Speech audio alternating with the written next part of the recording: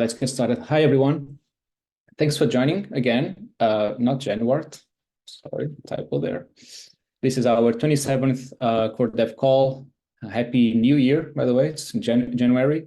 If you're new here, I'll just want to share some context. As you know, probably know by now, these Core Dev calls are for core contributors of the protocol to present what they've been working on, discuss upcoming features and protocol changes. And it's good to have you here, participate in all of these discussions. So yeah, again, thanks for joining. While there is time for Q&A at the end, after each topic, you're highly encouraged to also continue the conversation over forums, Discord and GitHub. Everything is out in the open and we do want your feedback. So make sure you check out those. Also, I'll paste a link to the Graphs ecosystem calendar in the chat and show notes, just so you can subscribe to future calls.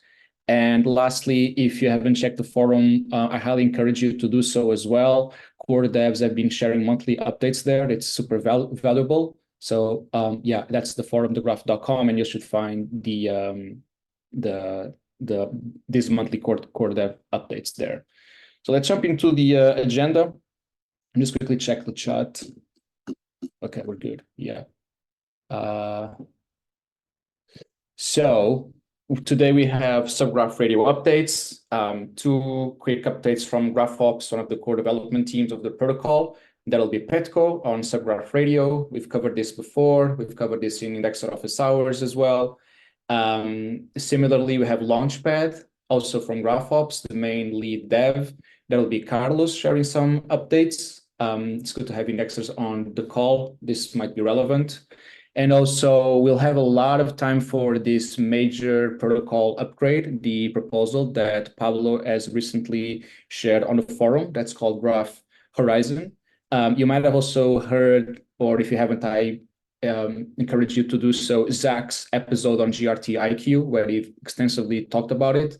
This is an idea that came from Zach Burns, an ex-Edge Node engineer. And so, yes, today we'll have Pablo going through this major proposal, and we have plenty of Q&A. We do want to give everyone the opportunity to join us live and ask all the questions, clarify everything. So hopefully we'll do that today. So yeah, that's it for me. I'm going to stop sharing. Petko, Carlos, you folks should be able to share your screen. You should also be able to speak. I see the chat is active. That's nice. Petko, do you want to go first? You can't unmute. Okay, give me a second. You should, because you're... There you go. Thank you. Can everyone hear me all right? Yeah, loud and clear. Awesome. Thank you, Pedro. All right. Yeah, I'm super hyped about Horizon Talk, so I'm gonna try to make this brief. As Pedro mentioned, let me actually start sharing. There we go. So yeah, we have spoken about Subgraph Radio before on Core Dev calls and recently on IOH. So this will be a rather quick update. As you guys might know, we released version 1 of Subgraph Radio, which is officially our first stable release. And again, just as a refresher, Subgraph Radio is a application built on top of GraphCast. So it's designed to enable decentralized peer-to-peer messages among indexers, but also other network participants. And Subgraph Radio itself specializes in data that basically all the data that has to do with subgraphs specifically. So what is new in version 1? So we've added database persistence.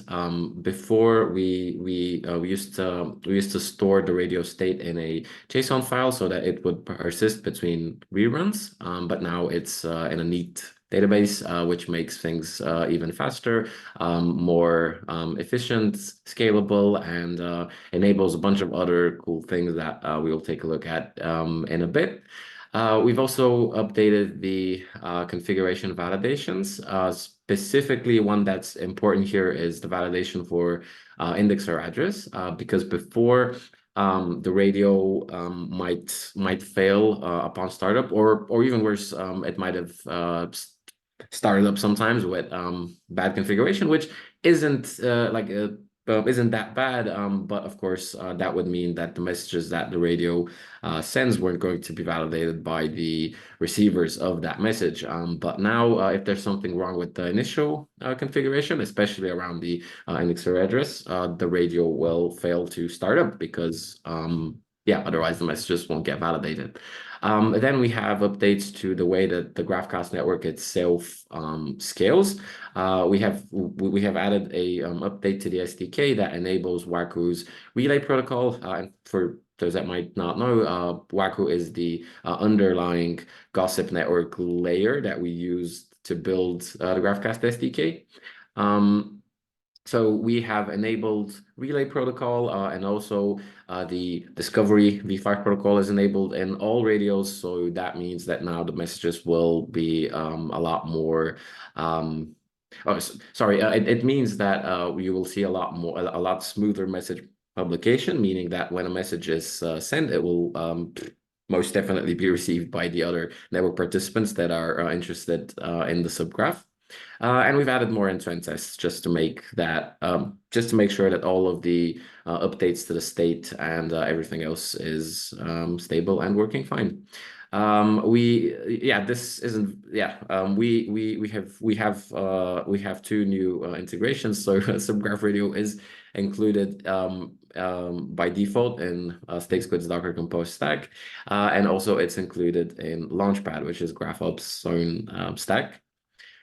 So just very quickly to cover again how Subgraph Radio benefits indexers. Well, it facilitates the exchange of data related to subgraphs among indexers, but also other network participants. For instance, with the subgraph upgrade presync feature. But the main feature of Subgraph Radio remains the POI cross-checking that allows indexers to catch POI divergences as soon as they happen, which is very useful. And then the second one is the subgraph upgrade pre-syncing feature. I won't cover that much in this presentation. There is a demo. Well, there are actually two demo videos on YouTube. One of them is focused on the indexer side and how you can enable that if you are running Subgraph Radio as an indexer, and then the second one is more developer focused, showing how you can actually send messages indicating that you plan on releasing a new version of your subgraph. I'll try to make the rest of this fast. So it also allows access to real-time aggregated network intelligence data, because as the radio runs, it collects, it doesn't collect, but it surfaces a wide range of data that is then made available through our Grafana dashboard. Just one quick note on this. Obviously, the more that people use the radio, the more useful it becomes, because that means that more data is being shared around. Awesome. So yeah, just a few quick screenshots. We do have a Grafana dashboard, and the Grafana dashboard configuration is available on the Subgraph Radio repository.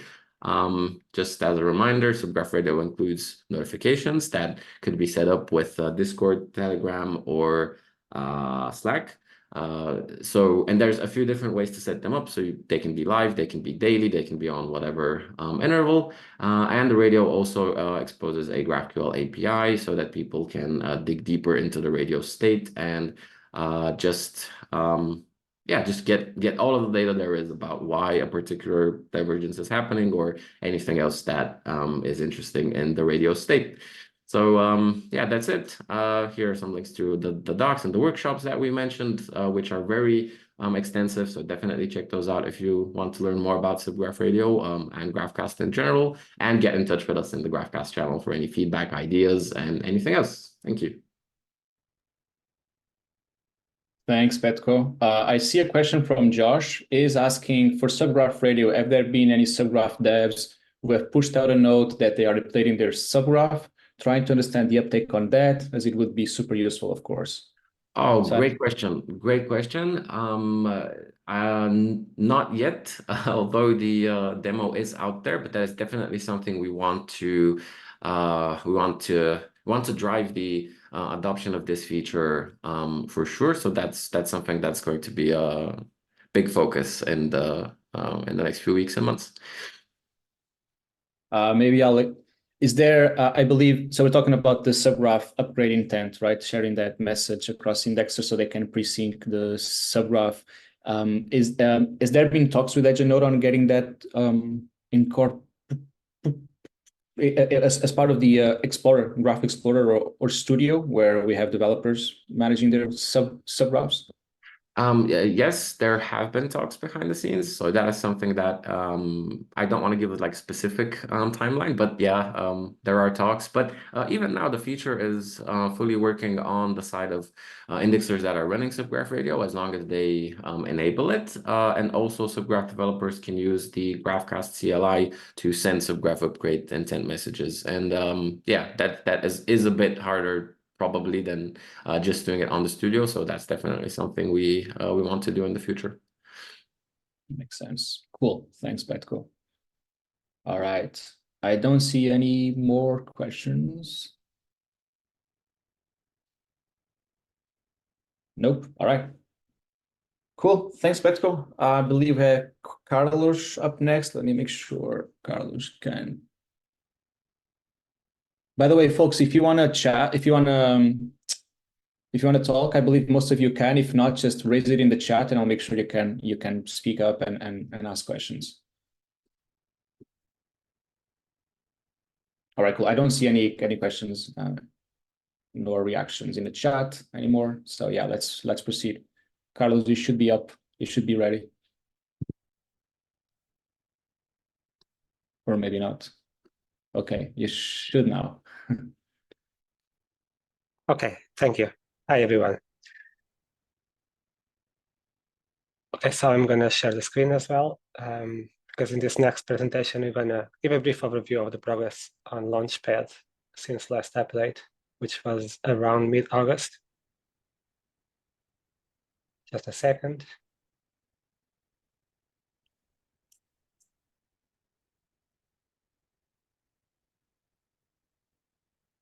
Okay, is it working right? I think so. Yes, sir.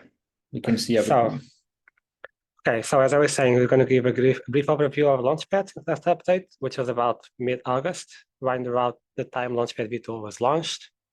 And we'll start by briefly recapping what Launchpad is to begin with, and then go over a more detailed highlight of progress over this last month, and end up with some of what comes next for Launchpad. So, with that said, what is Launchpad? And most of you have seen these slides already, so I'll be very, very brief. Launchpad is a starter repository and client-side stack of tools on your local machine, layered over one another to provide a declarative workflow throughout the layers of your infrastructure. And what this means is that to use it, you'll start by cloning a repository and modify it to your needs. And in that repository, you'll find a collection of tools that together form a system to orchestrate and maintain the software stack. Now, those tools were developed or chosen according to criteria, and the core goal was a preference towards managing infrastructure and deployment in a declarative way. We like declarative. It's not the only way to do it, but it's the only right way to do it. So, as you may be guessing now, like Launchpad is kind of somewhat opinionated, which brings us to the next slide. Launchpad is an opinionated stack of software running on your host Kubernetes platform, providing core cluster functionality and everything you need to run a scalable indexer on the Graph's decentralized network. And what this means is that you need to have a Kubernetes cluster, and then you can use Launchpad to provision and manage the stack from the lower level platform level solutions and utilities like up to the storage stuff, up to the workloads, and exposing them to the outside world. So we start by cloning a repo and customizing it according to our needs. And then there's these two other major pieces, which is shards and namespaces. Shards can be thought of Sept packages for Kubernetes, and namespaces bundle related shards together. And those parts, shards and namespaces, can be used independently in their own right, but there's like a synergy, and the kind of like the whole is bigger than the sum of the parts kind of thing. So that's Launchpad very briefly in a nutshell. So onward to progress. Over the last few months, we've grouped development into 3 categories, and we'll go over highlights into each one of them. Those categories being new features, which are like additions that bring about significant new capabilities, continued development, which goes from bug fixes to maintenance and incremental improvements, and community, which covers things such as Launchpad office hours and publicly available documentation efforts. Starting with new feature highlights, there's been chart overrides. Namespaces now have this ability to override releases charts in an easy manner, like both the version and the URL. And this increases flexibility and allows us for an easier time developing or testing local changes. It's like very convenient, especially because URL can point, for instance, to a local directory. And you have a new scaling interface in namespaces. As some of you may know, Kubernetes has deployments in stateful sets, which makes it very easy to scale, adjusting the number of replicas.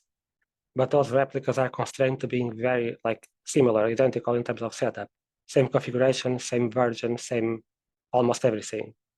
What the namespace scaling interface accomplishes is it makes it very easy to deploy multiple independent stateful sets or deployments that share a common configuration, but you still are allowed to easily override parameters on any individual one. So there are pros and cons to both approaches, but they are not mutually exclusive and you can use both.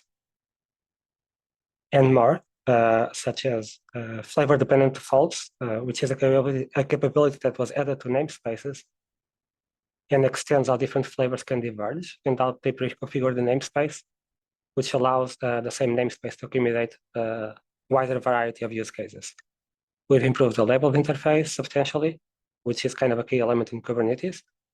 We also added a generic chart in charts, which is pretty cool and allows to very easily start from a Docker image and deploy it using Launchpad without having to go through that whole endeavor of developing a chart from scratch. Next, we're going to look at continuous development, CI improvements. Right, we added a dependency bot along with automated dependency bump pull request merges and release pipelines for Canary versions.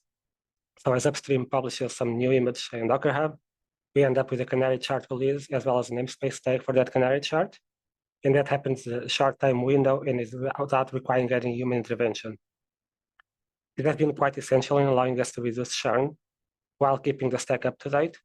And there is in fact a lot of churn, given that over the last couple of months, we have an average rate of about 2 merged commits per day on dependency bumps made by the bot.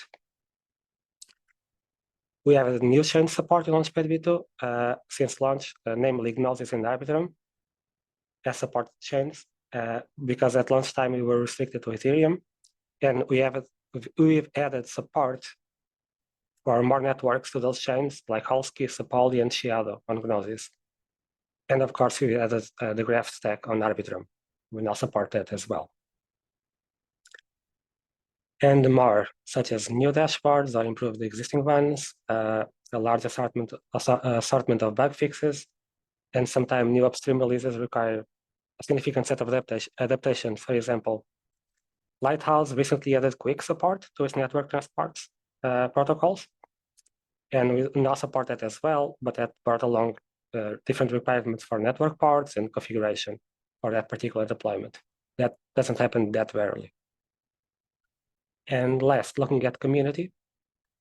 Back in August, we mentioned we wanted to bring back Launchpad office hours, and we have done just that. Since then, we've hosted 10 Launchpad office hour sessions, and those have been covering things such as regularly giving updates about the latest developments or releases, a few demos of different user stories, how to achieve them with Launchpad, or sometimes segments that go into a deeper discussion about areas of interest, like currently observability, which we're covering across possibly what will be 3 sessions. Also, the sessions are now being recorded and made available in a YouTube channel. And we have some stats here. There's been an uptick in engagement across the platforms, like a bunch of views, likes, across like Twitter and stuff like that. Documentation. We improved some of the docs and guidelines of the repositories, and we added quite a few ones targeting Kubernetes, where we added new guides about how to bootstrap a cluster with kubeadm, how to manage the lifecycle of it, which means upgrading it, adding nodes, removing nodes, changing configuration after it's been set up. We have a couple of guides on how to deploy a nightly available observability stack using Launchpad. And we started a new frequently asked questions section that we're now populating with questions coming in both from like the community at the Hello Age or noteworthy things that we think should fit there. And I think this concludes the highlights of our developments over the last couple of months. So we're now turning to what comes next. Firehose, there's been already some ongoing work on this for a while. Firehose, in terms of supporting it in Launchpad or just operating Firehose in substreams, along with all the infrastructure required for this effort, it's kind of a sizable endeavor. But we're quite excited about the prospect of getting this one across the finish line. It's a big one. Documentation, we do intend to keep a steady pace, like regular pace of keep investing on increasing documentation coverage or just improving the existing one. More chains, we still intend to bring support into the fold for Polygon and Cello that were maybe part of Launchpad v1, but we also plan on adding Optimism at some point. All of those chains will join the rest of the supported stack on Launchpad v2, which will mean that they will still like benefit from the, say, dependency bot upgrades, our new release procedure and testing procedures, and all of that. So it's kind of a homogeneous bar set there in terms of how those things go. There's improvements we're planning on doing on monitoring and storage namespaces. Like our Launchpad development has been kind of subordinate to this process, which is we use it ourselves towards operating infrastructure and software that runs indexers or RPC nodes and all of that. And we have a set of goals there, and given that we use it ourselves, whatever shortcomings we find or challenges we run into, that kind of ends up bubbling up as improvements to be made to Launchpad. And recently we've been focusing highly on the observability stack, so there's like a ton of stuff that we want to improve there, both to benefit the community and to make our own lives easier as operators. Storage probably needs to add object storage support in some form, given that it's such a core requirement both for observability and Firehose, which is a major point there. Okay, and this concludes. We have here a list of resources for anyone interested for your convenience, like the YouTube channel, where you can find the Hello Age recordings, repositories that make up Launchpad, and the channels you can easily contact us on. And this concludes the presentation. So any questions? I'm going to switch back to Seed chat.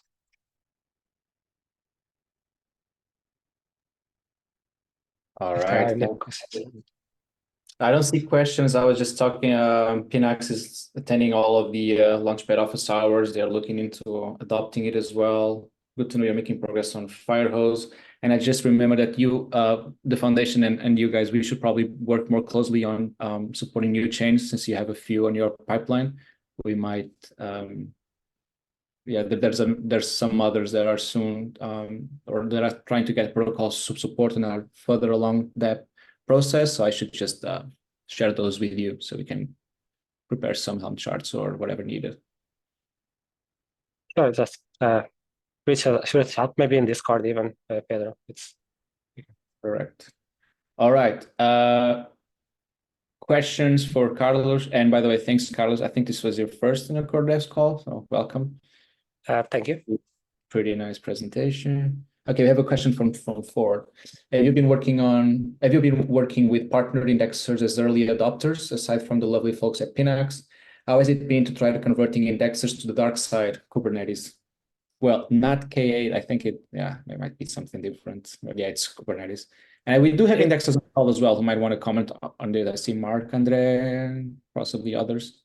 Yeah, Carlos, do you want to answer Ford's question? Well, I was going to comment at least. It is Kubernetes K8s.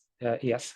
No, it's no longer K0s. That was Launchpad v1. But it can be used in K0s. We don't, like, you bring your own cluster now. Anyway, yes, I've been trying to engage with partners, and the experience has been a bit, there's quite a few that seem to be interested in migrating to Kubernetes, but it's an ongoing process. They're like all seem to be looking into it and trailing that path, even if it's not the same path for everyone. There's that's just more commonly the case than people already having like clusters and being operating on Kubernetes at the present in terms of production. Yeah. So a lot of people interested in migrating, more so than people that have already done that migration.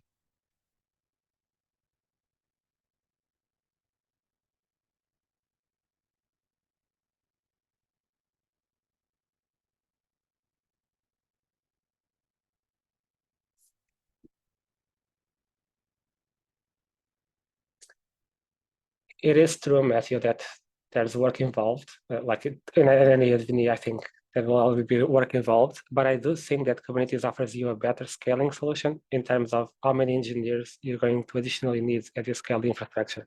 Like that curve is kind of better on Kubernetes after a certain scale than it is on many alternative solutions. Cool. Yeah, I was muted. Thanks, Pablo. Carlos did cover the question anyway. I don't see any more questions, and I think we should proceed. Any last question for Carlos or GraphOps in general? I'm just going to say, Pedro, okay, so like anyone interested in doing that migration, feel free to reach out. We're eager and available to like take in questions or just assist however we can on that. Awesome. Thanks, Carlos. All right. Next, moving on with the agenda, we have Pablo from EdgeNode, Protocol and Research Team, Horizon coming up. Pablo, let me double check. You are co-host and you can unmute. Yep. Thanks, Carlos. Thanks, Pedro.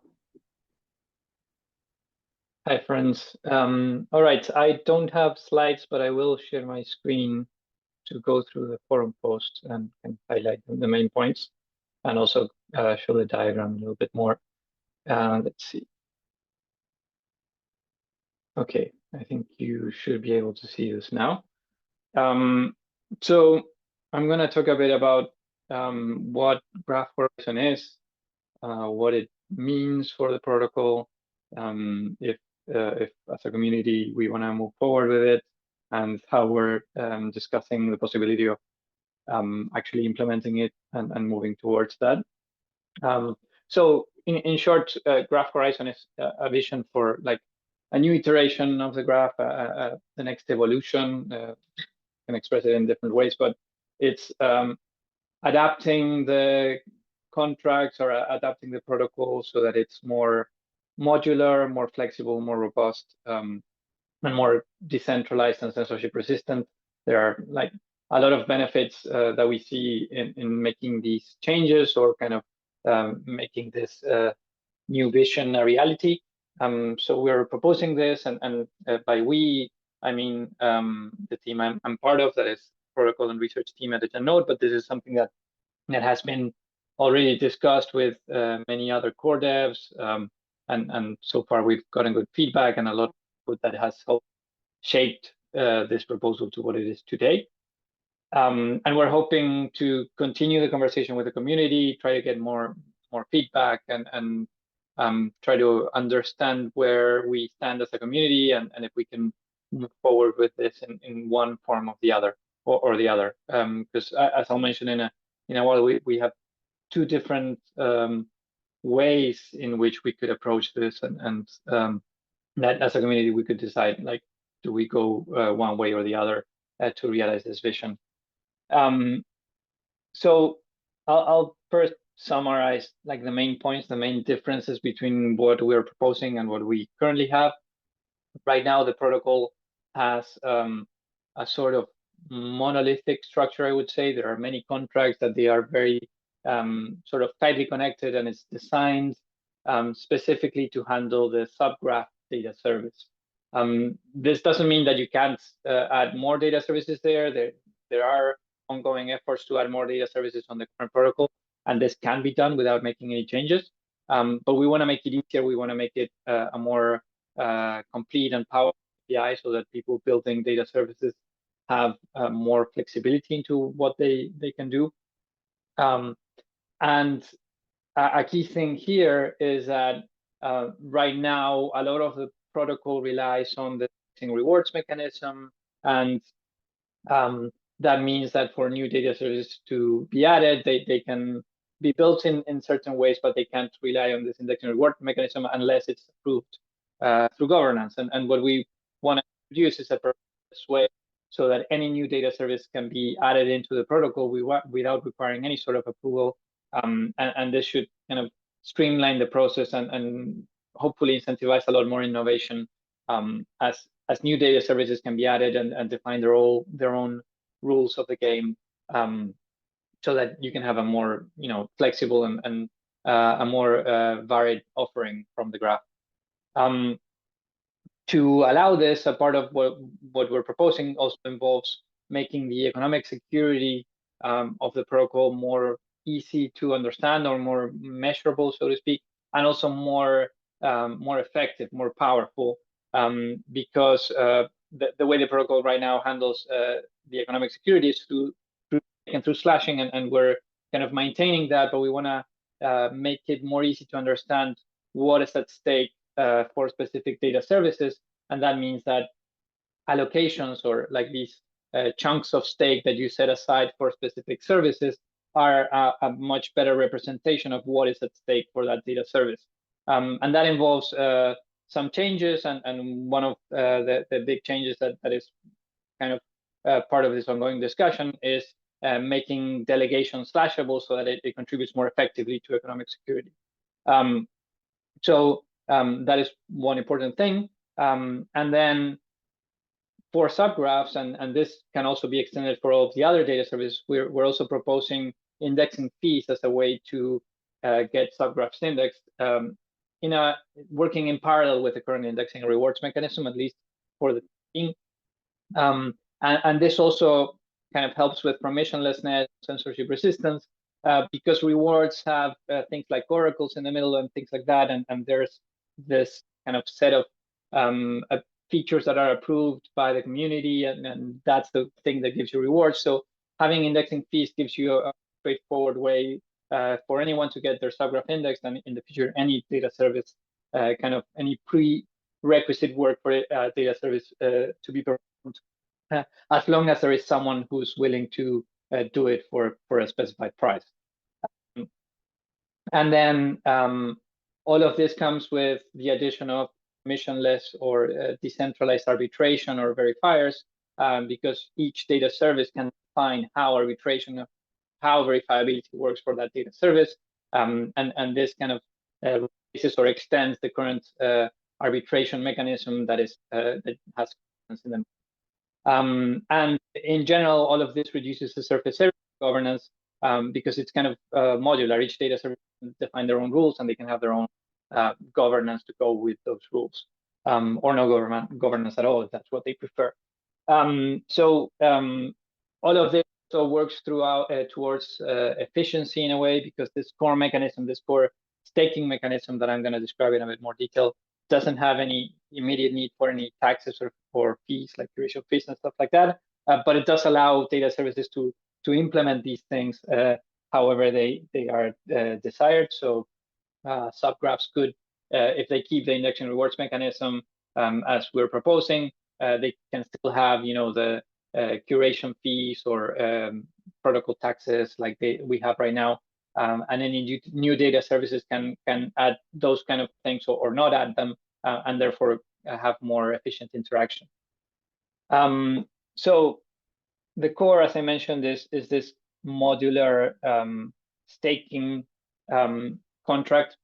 The idea is quite simple. It follows like the format for what we have right now, the kind of proof of stake that we present right now.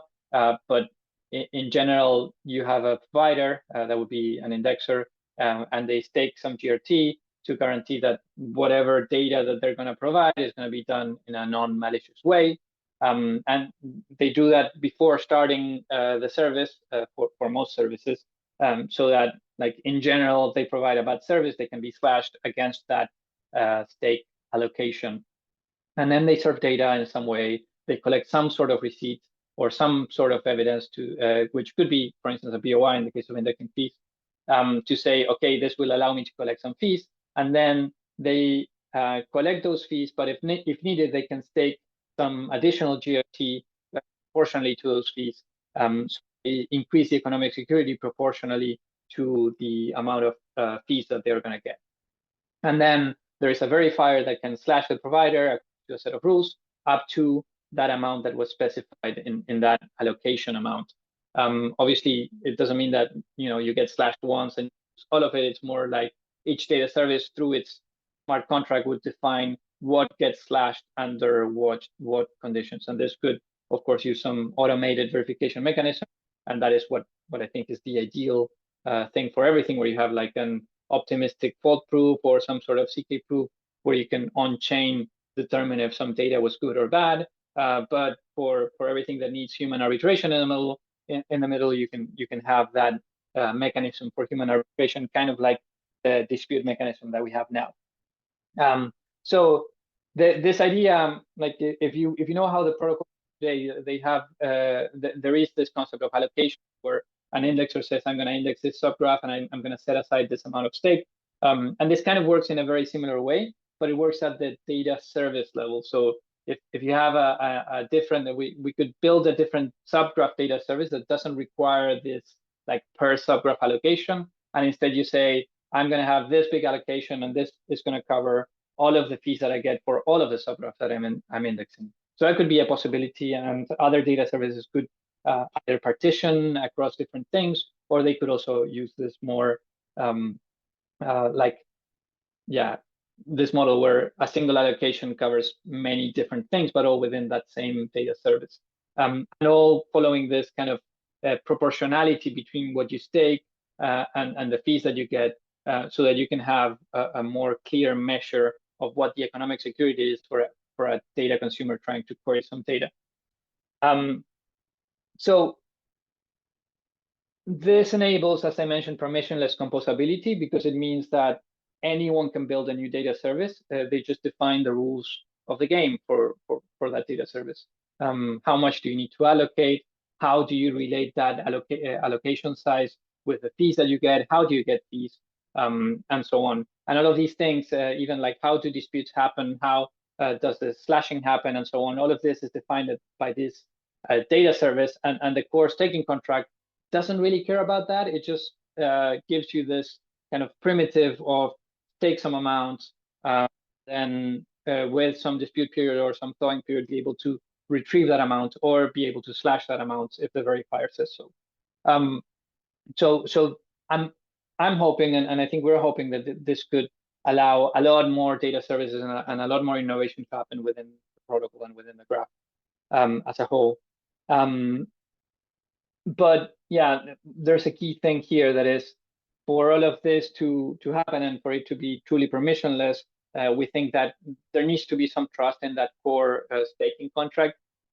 Right now, staking has this upgrade process through governance, and what we're proposing is we should have some limitation into how that happens. And maybe that means deploying a fully immutable staking contract so that any future upgrades are done by deploying a new one and then moving to that one.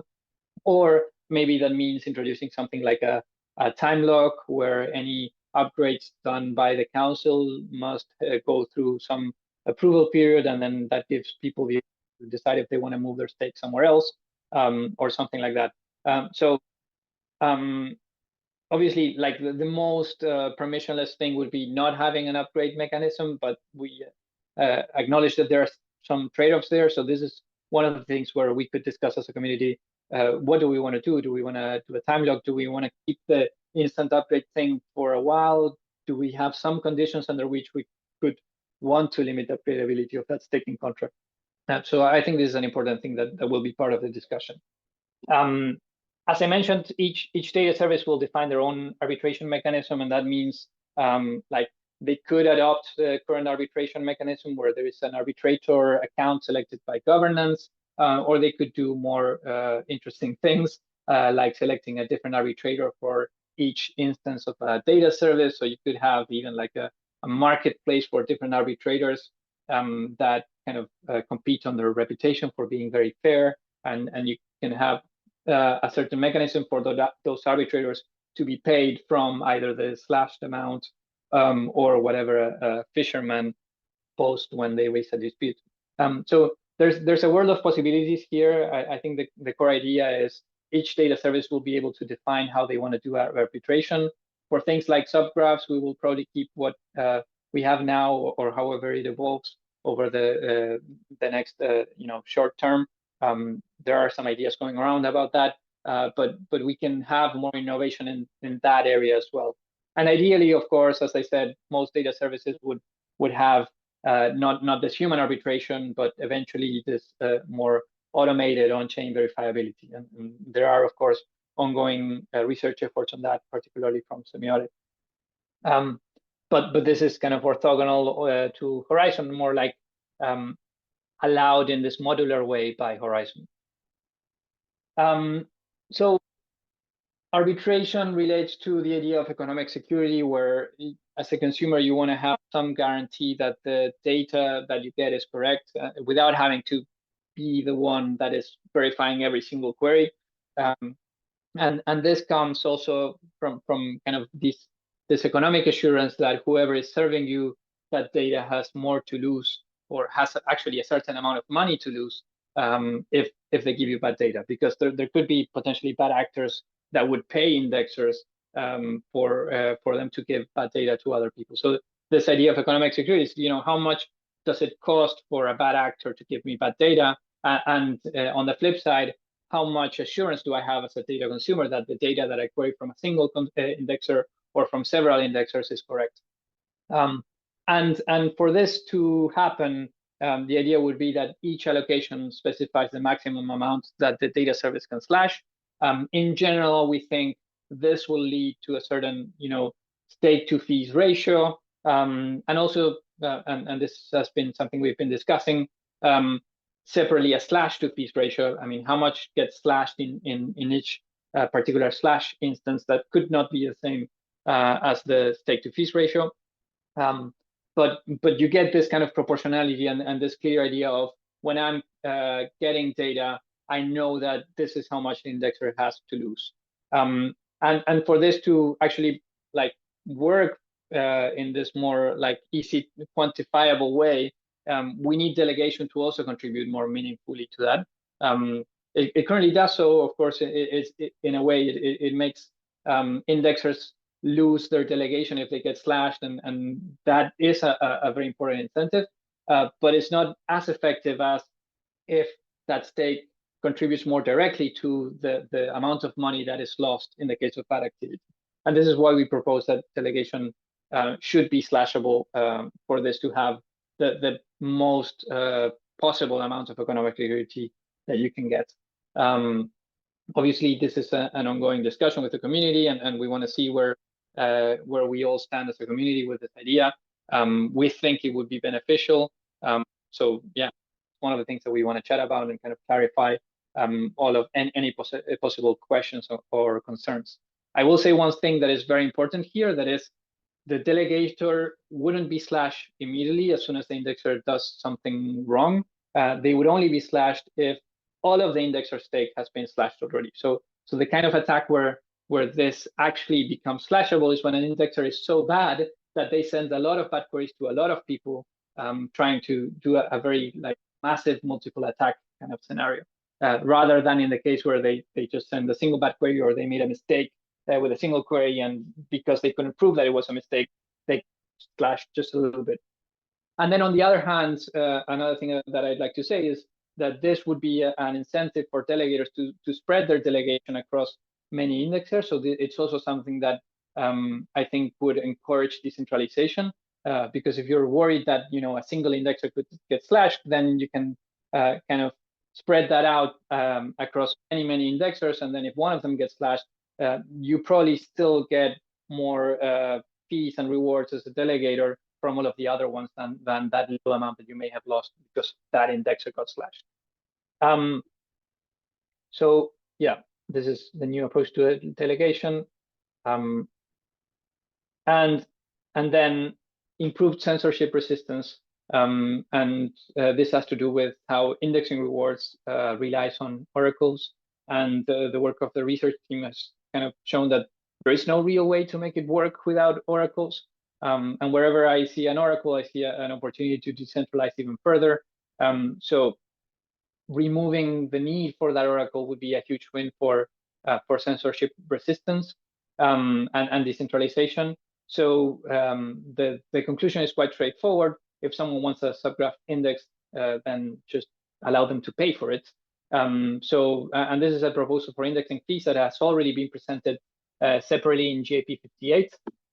Initially, this was proposing a different approach to like maybe rewards could work or how things could be built with Horizon. Here, like that proposal is kind of independent to Horizon. It could work even without Horizon, but I think it's quite an interesting thing to include indexing fees as part of how you can use this modular staking mechanism to provide a more permissionless and a more censorship resistant mechanism for any previous work that you need to do for any data service, but at least initially for subgraphs.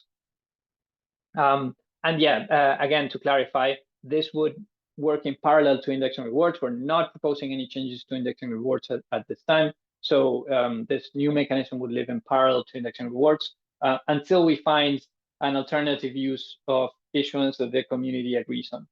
So there is ongoing research, ongoing work on, okay, so we have the possibility of having GRT issuance put to good use within the protocol for the good of the protocol. And this is, and how do we use curation to drive that as well? And this is an ongoing discussion and ongoing research area, but we're confident that Horizon can be a good and useful improvement to the protocol, even without changing indexing rewards.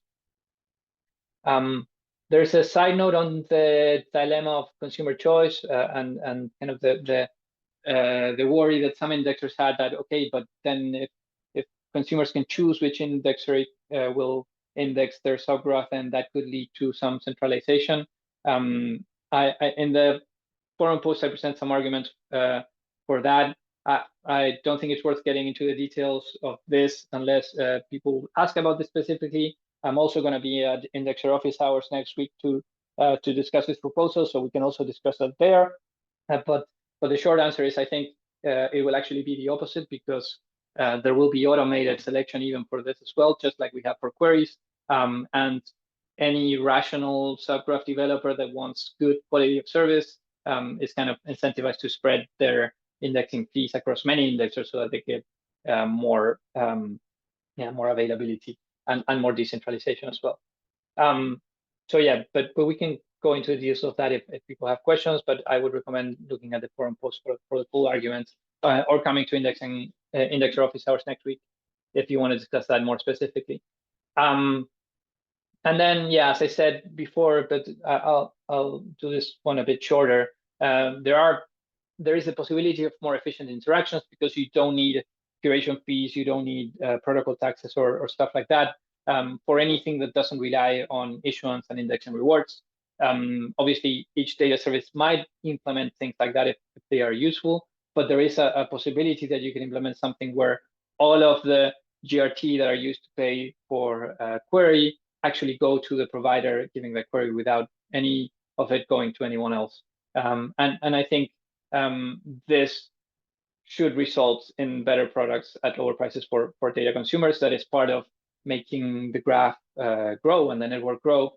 And you know, we think this is another area worth exploring for any data services that are implemented. How do you make them efficient? How do you ensure that the price that the data consumer pays is actually going to the best possible place? And that is, in general, that data provider, it could go to other places if there is a value in it going to other places. And then another maybe potential important discussion to have with the community is, how do we get there? Do we want to take the current protocol that we have and make it evolve into Graph Horizon? And this is what I call the brownfield approach.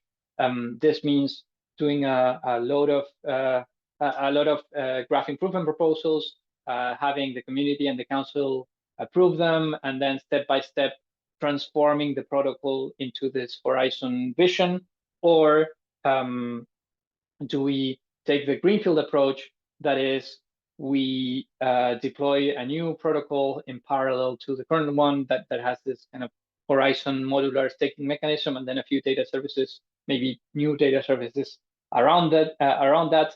And then eventually, if the community likes this new protocol, there can be a sort of migration or a gradual move to services provided in this new protocol. There are trade-offs. Different people lean towards different approaches to this, but the vision is the same. And I think within the core devs that I've discussed this with, the general idea is we want to get to this vision, and these are two approaches that could work. Which one is the easiest and the best for the community? Maybe to show this diagram a bit closer, this is the current protocol. There is like this kind of monolithic thing where you have rebate, staking, and delegation. They're all together, and then Subgraph developers have to go through curation to get their subgraphs indexed.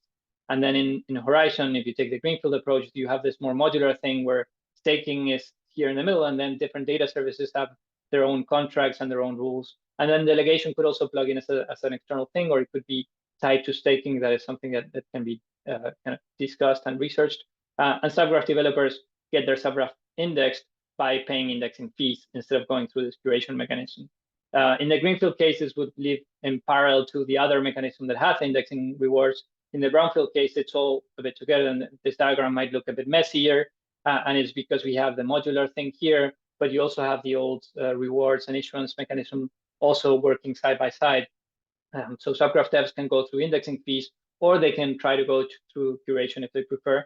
I would recommend indexing fees, as it has this more like straightforward, predictable pricing that I think would enable a better experience for Subgraph developers. This was quite a long presentation in the end, and we only have 5 minutes left, and I think this captures kind of all of the main points. So maybe we can have a few minutes for questions.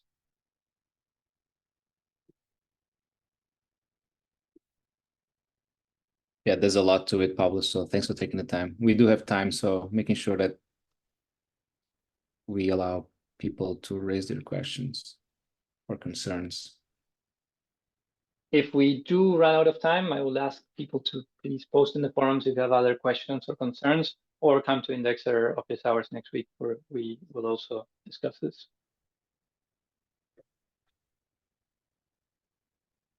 I see Marc-Andre will have Marc-Andre is sharing in the chat that he'll be drafting something in the forum related to your consumer choice section. Awesome, that's great. Yeah.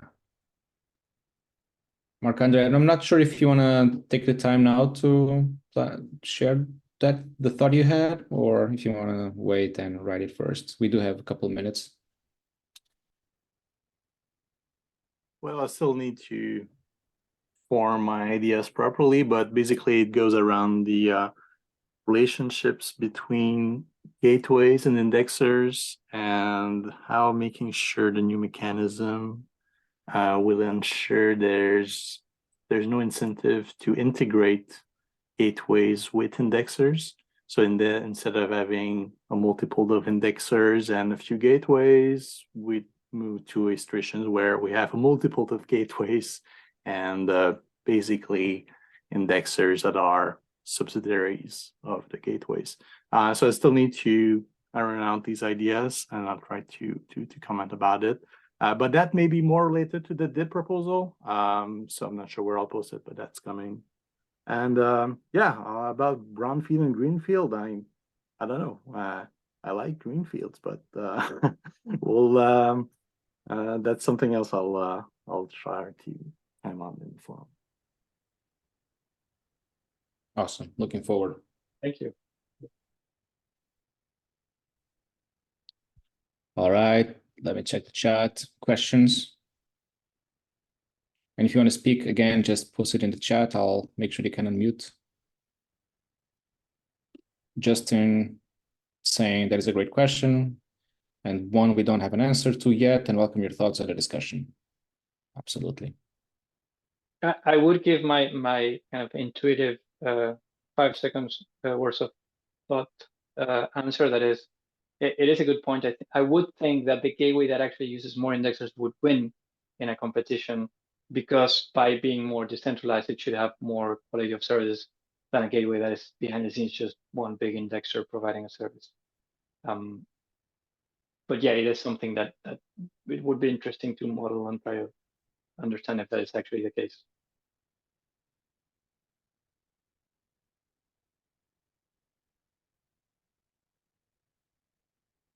All right. Chat is quiet. No questions. I guess we're almost at time. So let's just wrap it here. All right. Again, yeah, as mentioned, please do use the forum, express your opinions, vote on it as well. We need to gauge the community interest around this. I'm sure there are questions. Take your time to write them down as Mark is doing. Join us for an extra office hours as well next week. This is going to be a multi-month project, regardless if we go greenfield or brownfield. So we do want to hear from everyone while we're still in the design phase or we don't make a lot of progress on implementation. So again, thanks for joining. See you on the forum, see you on Discord. And yeah, I'll see you in a month, the next Core Dev call. Thanks all. Thanks Carlos and Petko and the whole GraphOps team for joining us as well. Bye all. Take care. Thank you all. Bye.